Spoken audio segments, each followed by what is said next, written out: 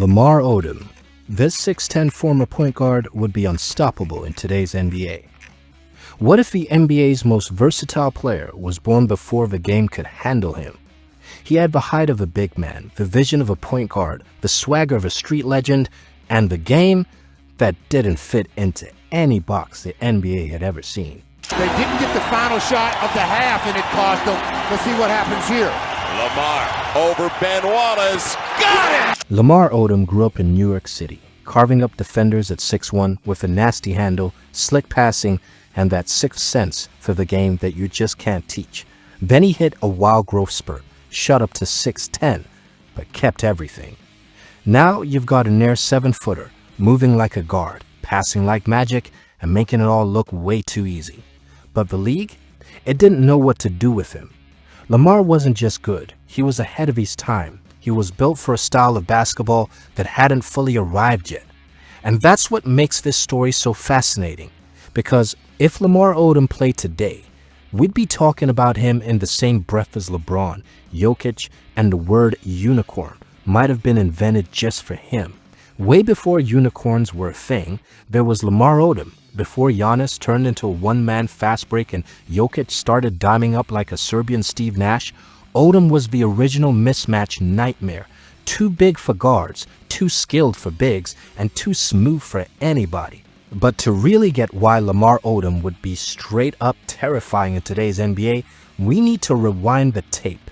Back to when he was redefining versatility before the league even had a vocabulary for what he was doing. Queens, New York, November 6, 1979, a basketball prodigy enters the world. Young Lamar's game developed with that New York edge, but with a twist. While other kids were hunting shots, Odom was hunting possibilities. Even as a guard, he wasn't wired to score first. He was engineered to make everyone around him better. Then came the growth spurt that changed everything. 6 inches of pure basketball potential overnight. But here's where Lamar's story takes that left turn into legend. Unlike most players who grow 8 inches and suddenly move like they're wearing cement shoes, Odom kept all that guard magic. The silky handle, the sixth sense passing, the court vision, it all stayed, just in a supersized package. Christ the King Regional High School became his first basketball laboratory, one of New York's powerhouses, where Odom's game expanded faster than his height.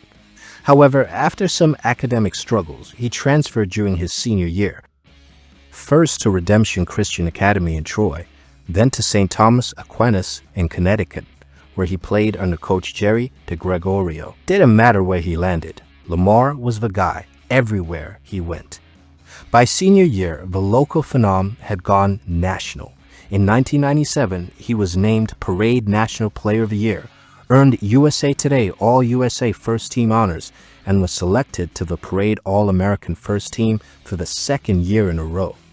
He was dominating AAU, running with Elton Brand, Ron Artest, and locking horns with Kobe at Adidas ABCD camp. You couldn't write a better pre-NBA resume.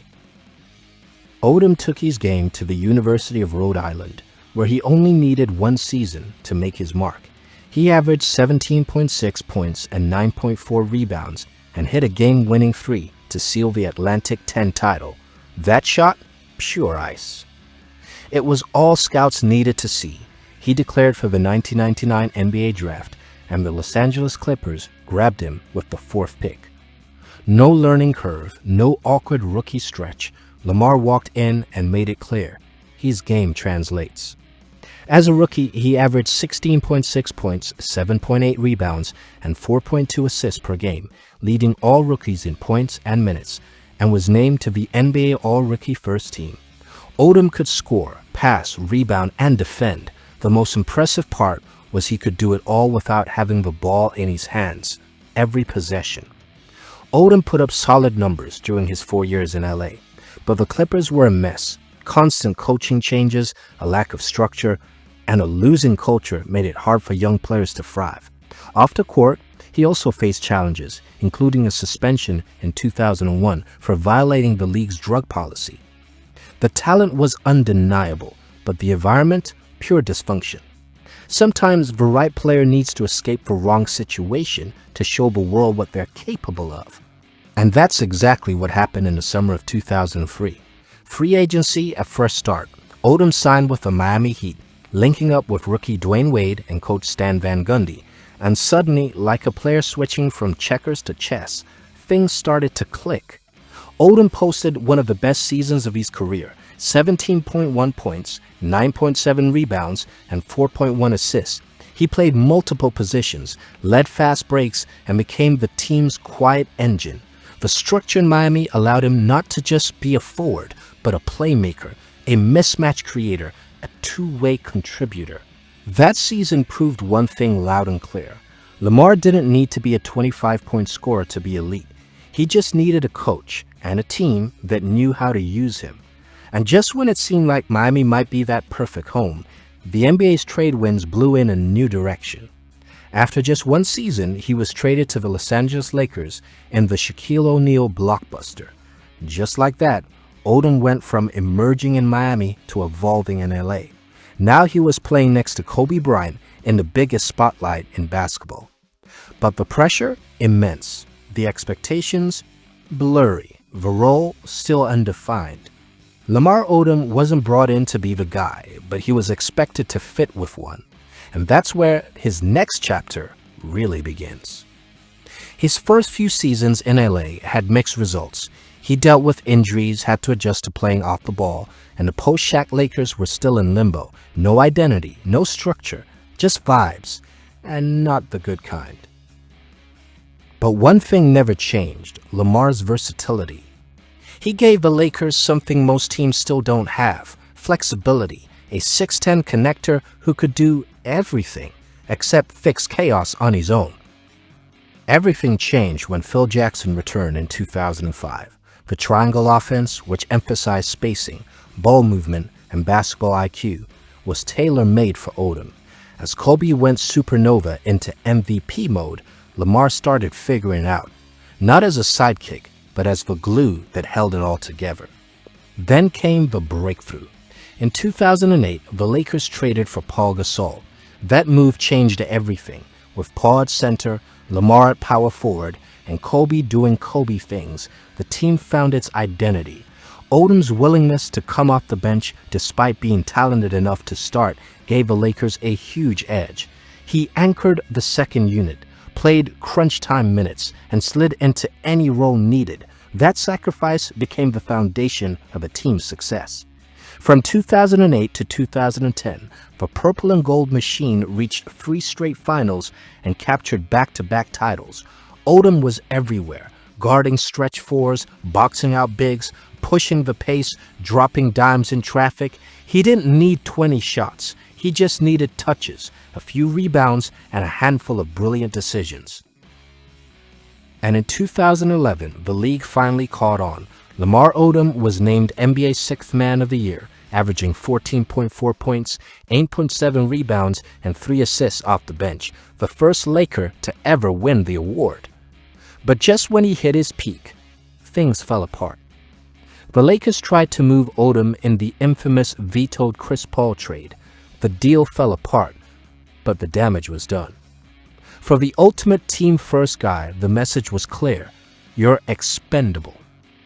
The next chapter reads like basketball tragedy. A trade request, the Dallas Mavericks, a player disconnected from his game, his joy, his purpose, his numbers nosedived, his confidence vanished.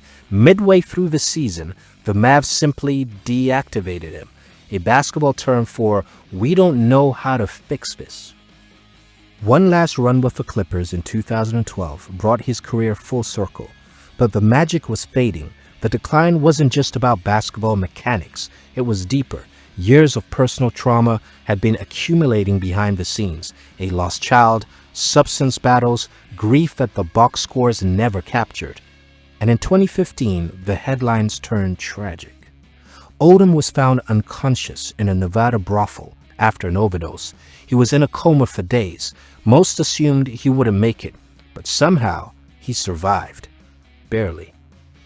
In interviews later, he said he was at peace with dying, and that moment became a turning point, not just in his health, but in how the fans saw him. Lamar Odom wasn't just a basketball story anymore. He was a human story, a survival story. Today, people look back and ask the same question. What if Lamar Odom had played in the right era? Because his game was built for now. Forget positions. Teams today want 6'8" plus playmakers who can dribble, shoot, defend, pass, and switch everything. That's not a luxury in modern basketball. That's the blueprint. And Lamar Odom was doing it before it was cool. Put him in today's NBA, and he's not just a useful piece. He's a centerpiece, a matchup nightmare, a one-man system. The NBA finally evolved to reward his exact skill set. Just a few years too late. But here's what matters most. Lamar Odom wasn't just a baller. He was a connector, a champion, a teammate, a survivor. Two-time NBA champion, sixth man of the year, one of the most respected players in any locker room he walked into. Ask anyone from those Lakers squads, no Lamar, no banners. Lamar didn't chase the spotlight, but the ones who mattered, they always noticed. And maybe that's the real legacy, not the points, not the trophies, but the respect. Because when you play the game right, the game remembers you. If you enjoyed this breakdown, hit that like button, subscribe for more NBA stories that go beyond the box scores, and drop a comment. Who do you want to see next? Thanks for watching. We'll catch you in the next one.